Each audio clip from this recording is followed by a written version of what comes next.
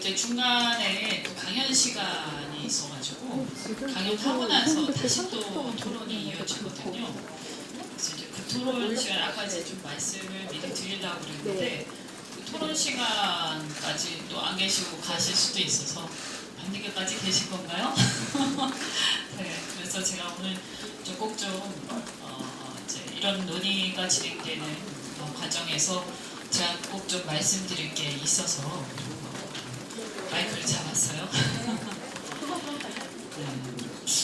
그 1월 달에, 그러니까 2018년 1월 18일 그때 날짜로 양당의 통합선언문 여러분이 기회가 되시면 꼭 한번 보시기 바랍니다.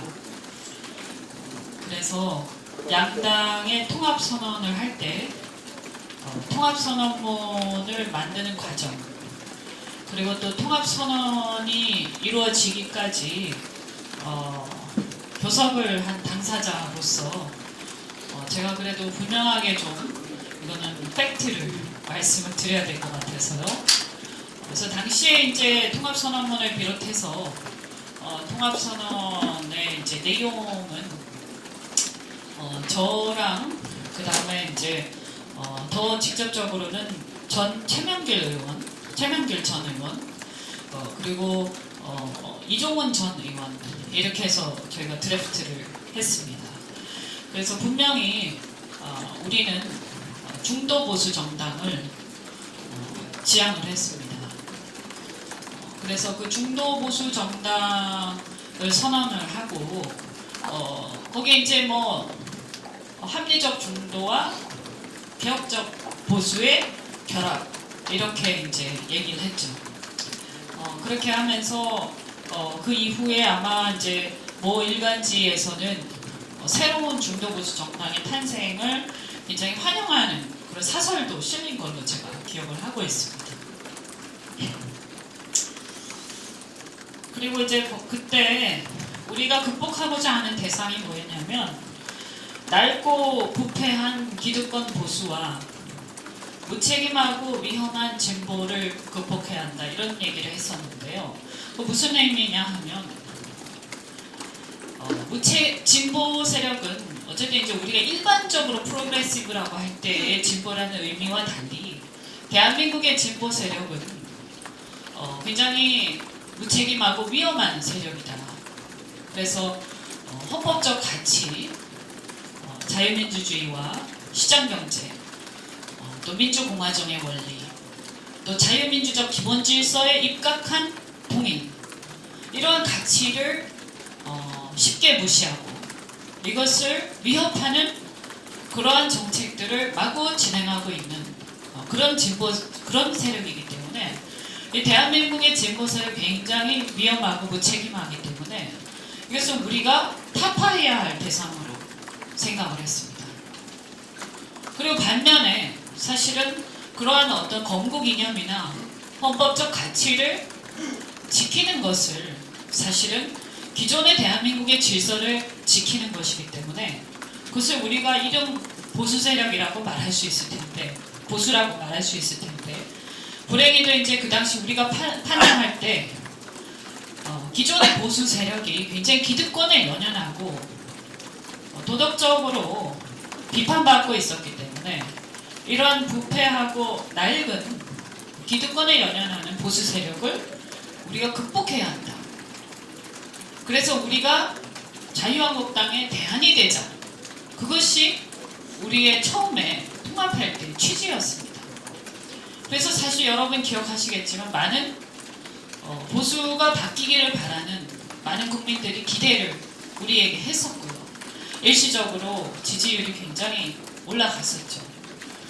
그런데 어떻게 하다 보니까 마치 이게 이제 보수는 영남이고 호남은 진보고 이런 이상한 프레임에 갇혀서 호남에 수많은 보수들이 있고 또 실제로 보수적 성향을 가진 대한민국의 기존 질서를 지키고자 하는 성향을 가진 분들조차도 본인들이 보수라고 말하지 못하는 상황이 되면서 진보와 보수의 결합이다 하는 이상한 쪽으로 흘러갔습니다. 당연히. 근데 다시 한번 분명히 말씀드리지만 제가 알기로는 우리는 대한민국의 현재 진보 세력은 정말로 위험한 세력이라고 생각하고, 그래서 거기 타파를 해야 하는데, 그러면 이 보수 세력, 소위 그 우파 세력, 그러니까 대한민국의 헌법적 가치를 제대로 지키고자 하는 그런 세력이 제대로 싸워주고 제대로 활동을 해야 되는데, 이게 너무 기득권화 돼가지고 국민들한테 신뢰를 못 주니까 대한민국 헌법이 흔들린다. 그래서 우리가 역할을 하자라는 거였습니다. 그래서 그렇게 해서 제가 다른 분들과 함께 유승민 대표를 설득을 했고, 그렇게 해서 우리가 통합선언까지 이르게 되었던 것입니다. 다른 생각을 좀 가지고 함께 하신 분들이 있는지 모르겠습니다. 그런데 분명히 이런 건 있었습니다. 당시의 보수라는 것이 당시 새누리당과 동일시되었기 때문에 보수 세력이라고 했을 때 보수의 가치는 유효하고 정말 우리가 지켜야 할 대한민국의 가치고 헌법의 가치지만, 보수 세력은 굉장히 신뢰를 잃었기 때문에 이 보수라는 표현이 국민들한테 보수 세력, 즉 당시 새누리당과 동일시됐기 때문에 이런 보수라는 표현을 당분간은 좀 자제를 하자, 이런 공감대는 분명히 있긴 했었습니다. 그러나 분명히 우리가 지향하는 것은 중도 보수의 가치였다, 이걸 말씀을 드리고요. 그런데 최초의 당의 어떤 통합선언에 지향하고 있었던 것과 달리 진보라는 얘기가 나오는 것은 가당치가 않다. 더더군다나 물론 보수라는 것에 대해서 적극적으로 동의하지 못하신 분들이 함께 했는지 모르지만, 그렇다고 해가지고 갑자기 황당하게도 진보라는 얘기가 자꾸 나오고 우리가 위험하고 무책임하기 때문에 타파해야 할 대상이라고 인식하고 있는 진보라는 것을 진짜 실제로 그런 어떤 진보 세력, 소위 말해서 헌법을 위협하는 그런 체제에 대한 도전적 생각을 가진 세력이 아님에도 불구하고 자꾸 그렇게 얘기하는 것은 정말로 이제 견디기 힘든 상황입니다. 그래서 제가 이 말씀을 이따가 그 토론할 때 제가 제 차례가 되면 얘기를 할 생각이고요. 어쨌든 저는 지금도 대한민국이 가야 할 방향, 그리고 적어도 우리가 가야 할 방향은 그 방향이 맞다고 생각을 합니다. 기존의 국민들한테 불신을 많이 안겨주었던 보수 세력의 문제점, 그러니까 이 깨끗하지 못했다든가 당당하지 못했다든가 대한민국의 헌법적 가치에 대해서 투철하지 못하고 그 가치를 지키기 위해서, 자유를 지키기 위해서 열심히 싸우질 못하고 그냥 기득권에 연연해하던 그 모습을 우리가 극복을 해서 진짜 헌법 가치를 지키자라는 게 지금도 우리가 가야 할 가치인데, 불행히도 거기에서 길을 잃었기 때문에 우리뿐만이 아니라 저는 대한민국에 우리가 굉장히 못할 지금 굉장히 죄스러운 상황에 처해 있다고 생각하고 우리의 사명이 굉장히 크다고 생각하고요. 여기서 앞으로 사실은 이 문재인 정부의 소위 진보 세력이라는 이 자꾸 체제를 위협하는 이런 세력들의 대한민국 헌법 가치를 위협하는 상황이 너무나 심각해져 가고 있고, 경제에 있어서도 경제의 자유를, 기업의 자유를 지나치게 침해하고 국가가 마구잡이로 개입하고, 그래서 경제를 흐트러뜨려서 국가적 위기 상황으로 몰아가고 있고, 그리고 안보도 자유민주적 기본질서에 입각한 통일이라고 헌법에 분명히 나와 있는데 그것이 흔들리고 있고, 미국의 상황, 미국의 정권의 상황과 가치관 자체가 다른 나라의 자유는 니네 나라가 알아서 지켜라, 우리는 미국의 이익에 충실한다 라는 그런 관점으로 미국의 정치가 계속 바뀌고 있습니다. 트럼프 정부의 입장이 그런 걸로 이해가 됩니다. 그래서 사실은 대한민국의 상황은 지금 어느 때보다도 굉장히 심각한 위기고, 잘못하면 낙동강 오리알이 될 심각한 위기 속에서 우리가 우리의 이해관계, 이익의 관점을 대한민국과 대한민국 헌법 가치에 두고 있지 않고 북한의 독재 정권에 싱크로나이즈 되고 있는 것 같은 이런 상황에서 우리 야당의 역할이 너무나 중요하다. 그래서 이런 상황에서 저는 우리 당이 당연히 최초의 그 창당 정신에 비춰본다면 정말 치열하게 싸워야 한다고 생각합니다. 그래서 제가 말씀드리고 있는 신보수라는 것도 사실은 그러한 맥락이고, 워낙에 이제 당시 창당할 때 제가 주도를 했지만 이후에 당의 방향이 처음 창당할 때하고 많이 괴리가 멀어지면서 또 갔기 때문에, 제가 기대했던 거하고 너무나 달랐기 때문에 저로서는 그 길이 우리가 가야 할 길이라고 지금도 믿기 때문에 제가 혼자서라도 신보수를 외치면서 가고 있는 것이다, 이렇게 이해를 해주시면 좋겠습니다.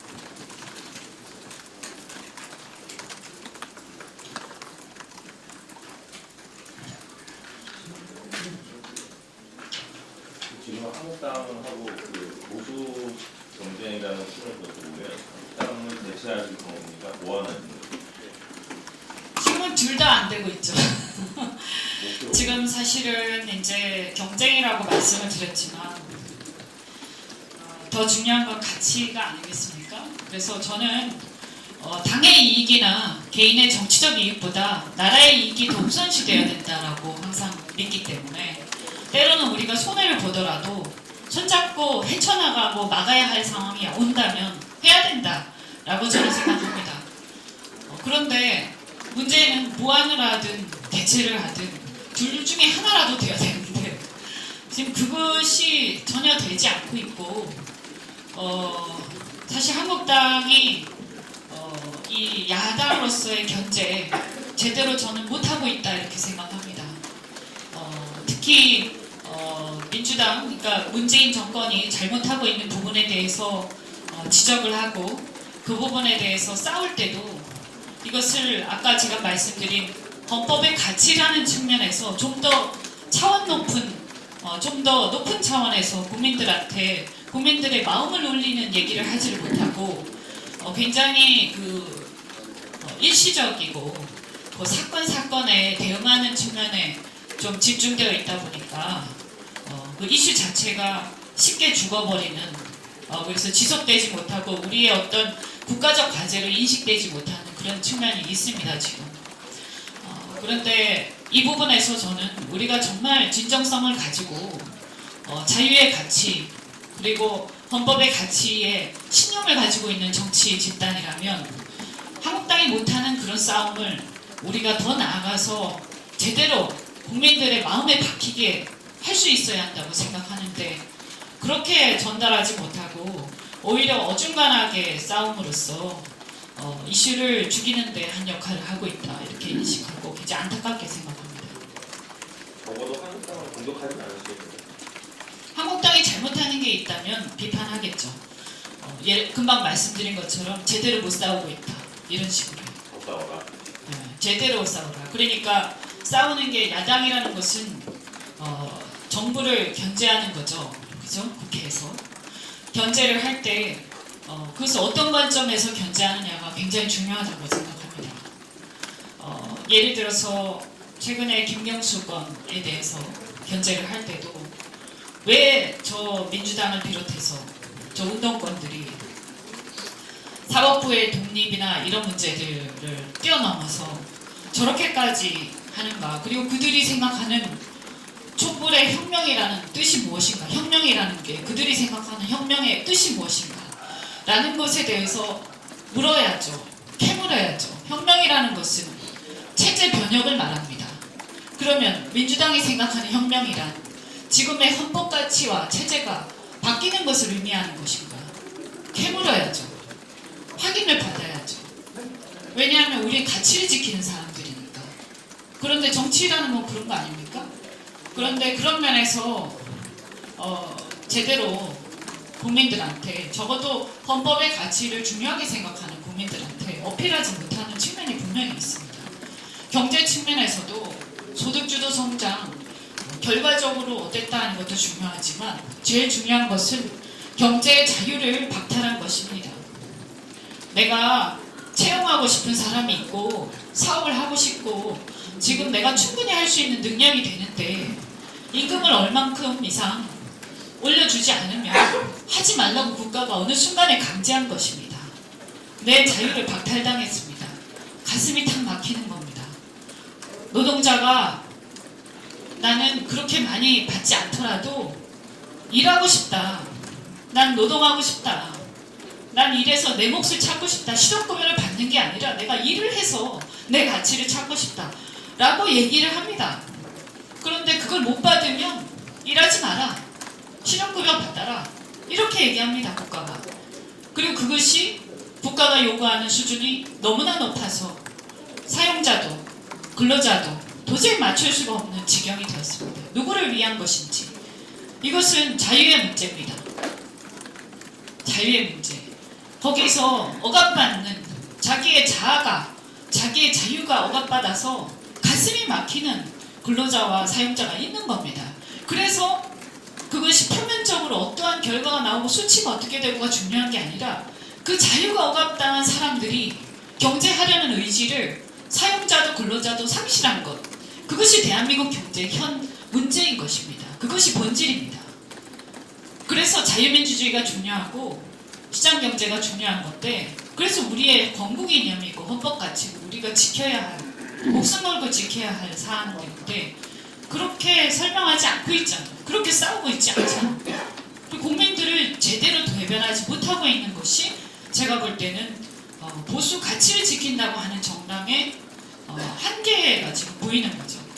그 한계를 뛰어넘어서 우리가 제대로 할 수 있다. 왜냐하면 우리가 훨씬 더 자유라는 것에 민감하고 감수성이 높고 민주주의에 대해서도 훨씬 더 민감하다. 그런데 그걸 제대로 못 싸우고 있죠. 충분히 할 수 있는데. 안타깝게 어쨌든 그런 문제의식에서 시작을 했고, 그런 문제의식에서 손을 잡았고, 그런 문제의식에서 창당을 했는데 갈 길을 잃은 상태라고 판단을 합니다.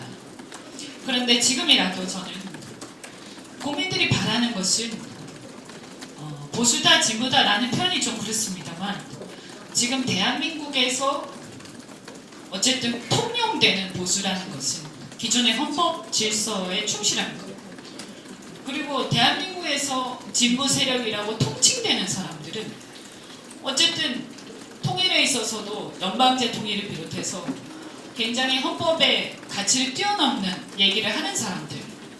그런데 그것이 이제 특히나 민주당 정권 들어서서 더 심각해져서 도저히 이것이 헌법 질서하고 공정이 안 되는 상황이다 라고 우리가 인식하고 있는 거죠. 그런 점에서 전선이 있는 것인데 그 전선을 제대로 부각해서 얘기하지 못하고 있는 거죠. 적어도 저는 우리가 민주당에게 그런 부분들에 대해서 물어보고 민주당이 거기에 대해서 문제의식에 공감을 하든 아니면 우리는 원래 그렇지 않다라고 부정을 하든 대답해야 된다고 저는 생각합니다. 왜 대답을 못합니까?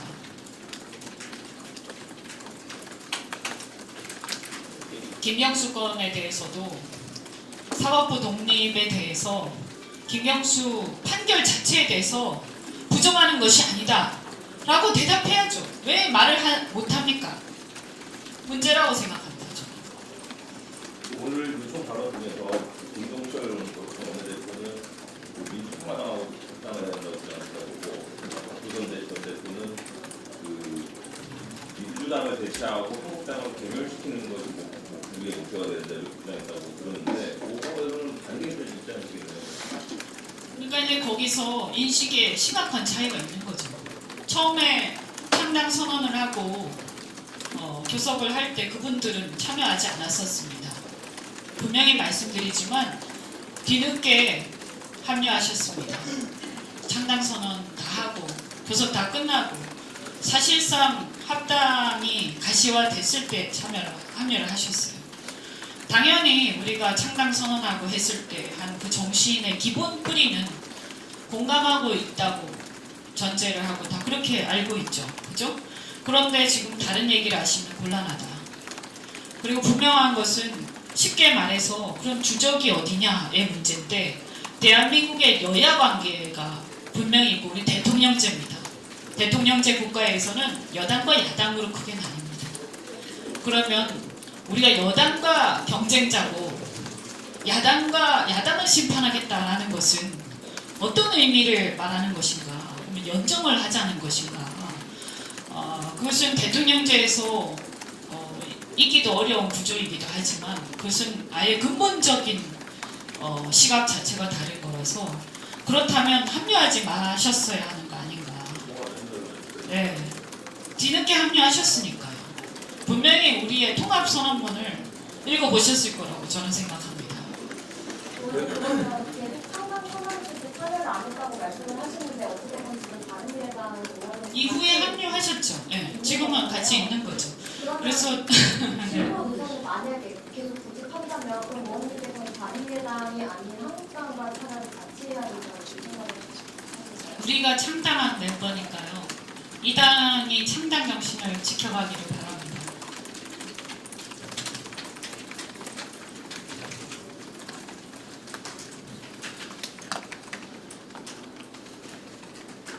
저는 뭐 그럴 거라고 생각하고 아까 하태경 최고위원이나 이준석 최고위원도 어쨌든 간에 약간의 차이는 있지만 한국당하고 얼만큼 결합하고 얼만큼 연대하고 얼만큼 협력할 것인가 그리고 종국적으로 보수 대통합에 참여할 것인가 어떤 식으로 이런 부분에 대해서는 사실은 우리 당 내에서 보수 성향을 가진 의원들 사이에도 많은 조금씩 차이가 있습니다. 그건 어쩔 수가 없다고 생각합니다. 그러나 큰 틀에서 우리가 한국당이 경쟁자지 같은 야당이 주적이고 민주당이 우리의 협력자고 경쟁자다 이렇게 생각하는 사람은 저는 초기 통합 멤버 중에서는 없을 거라고 생각합니다. 계속 그렇게 민평당과의 통합을 또 오십사%는 우선하고는 다른 쪽으로 주장한다고 하면 그분들이 이제 판단하셔야 되겠죠. 나가라는 얘기입니다. 글쎄요. 민평당 의원들이 우리가 통합을 할 때 여러분 상기해 보시면 우리가 통합을 할 때 민평당 의원들께서 그 통합을 반대하시면서 그죠? 통합 선언하고 할 때 반대하시면서 창당을 하셨습니다. 나가서 그것은 뭐냐면 그 노선에 합류할 수 없다라고 판단하신 거 아니겠습니까? 그래서 저는 정치라는 것은 자기의 소신대로 해야 되는 거기 때문에 뭐 서운하지만 별도의 길을 다른 길을 가겠다라고 하면 어쩔 수 없는 거 아니냐라고 다른 분들한테도 저는 그렇게 그 당시 얘기를 했고 무리하게 합류시켜서는 안 된다 라고 왜냐면 그게 그분이 싫어서가 아니에요. 저도 다 친하고 다 좋아합니다. 거기 계신 분들. 그렇지만 그것은 자기가 스스로 판단해서 합류할 문제이지 그것을 억지로 우리가 숫자를 채우기 위해서 모시고 와서는 안 된다. 그럼 그분들한테도 좋은 일이 아니다. 그래서 처음에는 다른 비례대표들 문제에 대해서도 저도 뭐 큰 얘기를 안 했습니다만 나중에는 이제 한 몇 달 전인가요? 제가 이제 결국에는 시간이 지나도 우리와 함께 할 수 있는 어떤 노선의 공통점을 찾지 못하고 계속해서 저쪽 민평당하고 같이 정치활동을 계속하고 계신데 그런데 우리가 비례대표를 계속 우리 적으로 놔두면서 이렇게 붙잡고 있는 것은 올바르지 않다. 그래서 그것은 놔드리는 게 맞겠다. 이렇게 제가 페이스북에 올린 적도 있습니다. 네. 이거 뭐 누가 좋고 싫고의 문제가 아니라고 생각합니다. 각자가 판단하고 각자가 자기의 어떤 소신을 가지고 선택하는 문제라서 어떤 결론에 대해서 그들이 민평당을 창당해서 했다 하더라도 전 존중하고 잘 되기를 바랍니다. 그렇지만 어쨌든 창당을 할 때 우리가 생각했던 게 있고 또 아까 말씀드린 것처럼 한국당과의 통합 문제나 보수 대통합 문제에 대해서 세부적으로 결이 조금씩 다를 수 있고 이견이 있을 수 있지만 가장 큰 근본적인 문제, 우린 야당이다. 우리는 중도와 보수의 결합이었다. 라는 것에 대해서 근본적인 다른 얘기를 하시는 것은 그것은 정말 그 서로 간의 암묵적 약속하고 반하는 것이기 때문에 굉장히 심각한 문제라고 저는 생각합니다. 그 부분에 대해서는 창당 선언문을 좀 진짜 한번 꼭 좀 읽어보셨으면 좋겠습니다.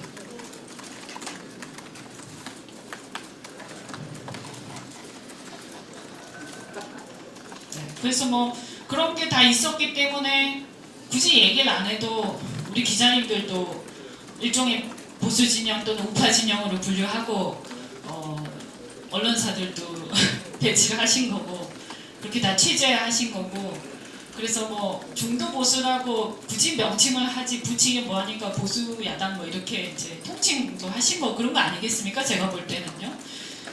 그런데 이제 국민들이 그렇게 다 보는 거죠, 사실은 국민들이. 그러면 애초에 그 정신에 저는 입각해서 오히려 더 선명하게 정말 그 우리가 생각했던 거에 맞춰서 강하게 나아가는 게 맞는 것이지 이렇게 어중간하게 가게 되면 처음에 기대했던 지지층도 다 떨어져 나가는 것이고 그래서 상당히 많은 젊은 혹은 이제 새로운 보수를 바라는 국민들이 최초의 지지를 좀 많이 보내다가 지금은 사실은 이 정체성의 혼란 때문에 많이 이탈한 것으로 저는 이해가 됩니다. 근데 어쨌든 당이 뭐 살고 이런 문제보다도 저는 우리가 어떻게 하는 것이 지금 현재 대한민국에서 야당으로서 우리 역할을 다하는 것이고 문재인 정권의 폭주를 막고 대한민국이 헌법을 지킬 것이냐 처음에 우리의 문제의식 그걸 어떻게 해야 지킬 수 있냐 거기에 좀 더 충실하게 생각했으면 좋겠습니다. 됐습니다. 네, 고맙습니다.